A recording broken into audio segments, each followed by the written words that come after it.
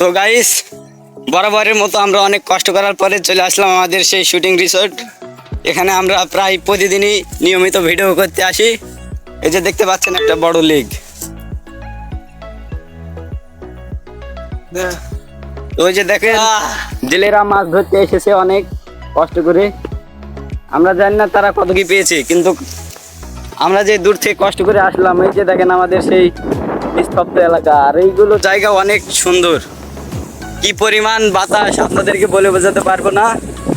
ধন্যবাদ সবাইকে লাইভে থাকার জন্য, ভালো থাকবেন। তো বরাবরের মতো আমরা আবার ভিডিও বানানো শুরু করলাম। শুরু করবো বানাতে। তো সবাই ভালো থাকবেন, সুস্থ থাকবেন এবং আমাদের জন্য দোয়া করবেন, আর সবাই চ্যানেলটা সাবস্ক্রাইব করে রাখবেন।